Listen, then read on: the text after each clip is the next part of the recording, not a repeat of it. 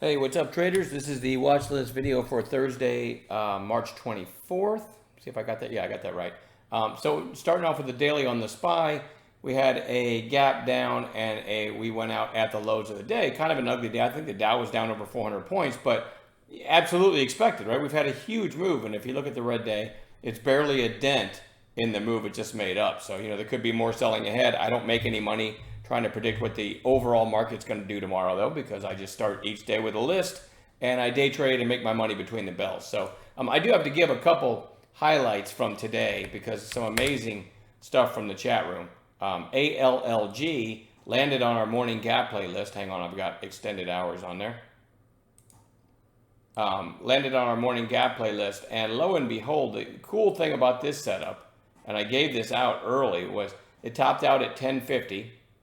5-minute candle. So this was the opening candle on the gap up. And you look back to the left, and a few days ago, it also topped out at 1050.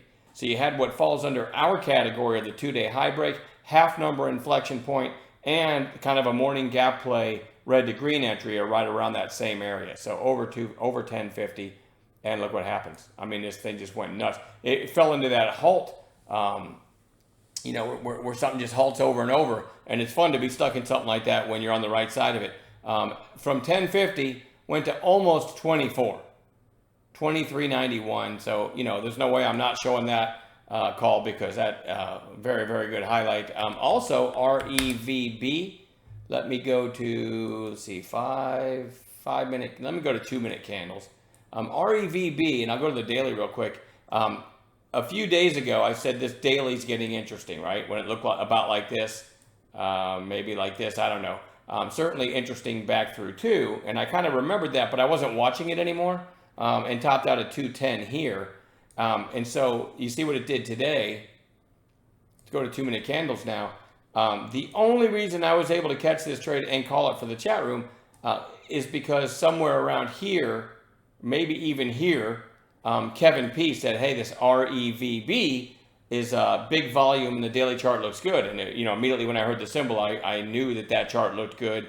And then when it's finally getting high relative volume, and I'll switch to 15s to show you that, look at the volume in the opening, even the opening 15 minutes. Look at that volume stick going back several days. So it's finally getting some attention. So I like everything about this one. So let's go back to 2-minute candles. So great job by Kevin P for putting it back on my radar. And then it looked about like this when I said I love the second mouse through too, because the early high was 203. So you have a catalyst there, and you have that 210 high I just showed you on the daily. So you have stat catalyst, whole number inflection point, nice daily chart, and high relative volume, right? So look at what happened through two, goes almost to 290. I mean, that was a huge percentage gain in a very short period of time. And I would never have got that trade, nor would I have been able to call it for the chat room ahead of time if it wasn't for Kevin P's post. And it's just another example of the great teamwork in there. Let's go back to ALLG again because I want to show you another cool call by Miguel in the chat room. And it looked probably like this when he called it a 16 flush. He actually called the 10s buy zone, which is something we've been talking about in chat and experimenting with. I'm using 5s right here, but he basically said 10s buy zone, 16 flush. Look what happens. It goes to 1585. So if you're sitting right below 16, look at that entry. Even if you missed this whole huge move, you still had a great secondary entry. And from that, say 1590 entry, within 15 or 20 minutes, it's all the way up at 2075 and then went back over 22 later. So that was a really cool post by Miguel. And then one thing that I didn't put on the highlight page, but I remembered it as I was getting ready to make this video, DRTS Nicholas in chat gave the second mouse through 13. So it had already made a big move. I wasn't watching this, but I did put it on a chart and tell the room, hey, this is getting unusual volume, DRTS. So when I say that, generally a few of us put it on a chart, and great idea by Nicholas back through 13 with the high of day above. So it breaks 13 and goes to quickly. I mean, within 10 minutes to 1465. That was a cool highlight too. And speaking of Nicholas, he also kind of gave a reminder on ALLG, because I had called it over 1050. He gave a reminder somewhere about here when it was coming back up. I think it was Nicholas. I apologize if it was someone else. So the teamwork in there is fantastic. Really nice day. And I'm going to leave it at that. What are we watching for tomorrow? HUSA ended up having a strong close. Oil was strong today. And then after hours, HUSA, one of the baby oils, is trading at 702 right now. So we're going to watch that one, and I'll also put INDO on watch. You could pick, which isn't really as strong as HUSA, but you could pick any one of the recent high-flying, low-price, low-float oil stocks, right? But I'm going to watch HUSA and INDO, and we'll quickly glance at USO. Closed it, so it gapped up today, closed at 81.95. So oil, is potentially trying to squeeze here. So I wanted to put a couple of those plays on watch. GNUS, nice little breakout today. So looking for a continuation of that low price stock, but I'm still going to watch it. HRT had the big rip yesterday. Today, quiet inside day, barely broke 16. So kind of interesting for a third day play tomorrow, especially if that whole number 16 comes into play. ALLG, I already talked about this one, closing well off its highs, but anything that makes a move from 928 to 2391 in one day should be on your watch list for several days. So this one will. CELZ gapped up today, but closed at 311, so well off of its highs. It did make an afternoon attempt, started to curl up there, and I would never take this. This is our old flag dragging on the ground that we call. When people call this a flag, we say, if anything, that's a bear flag. We don't take range breaks out of something that's, what I call, consolidation near the low of day.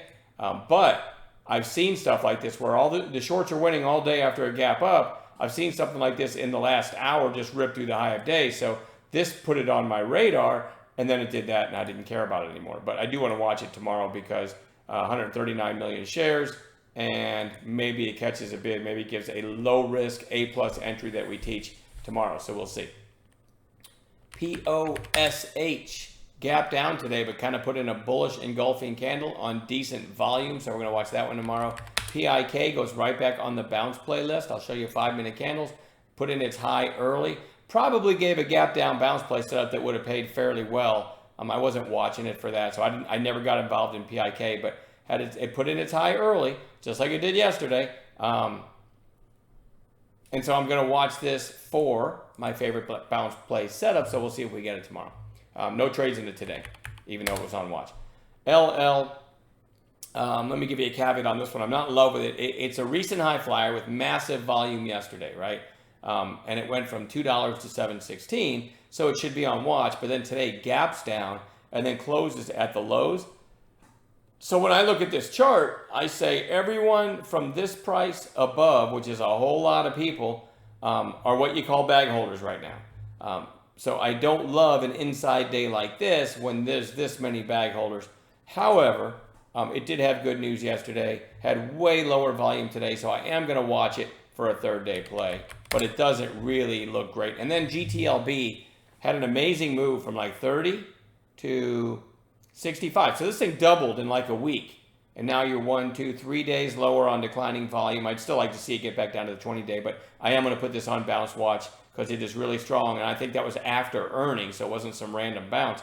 And now it's kind of flagging after the big earnings pop. So I'm going to watch that one tomorrow. We'll add gappers to this list in the pre-market as well. Should be plenty to watch. And stocks are moving. So let's stay vigilant, work together. And I'm done babbling. I'll see you guys in the chat room in the morning. Have a good night.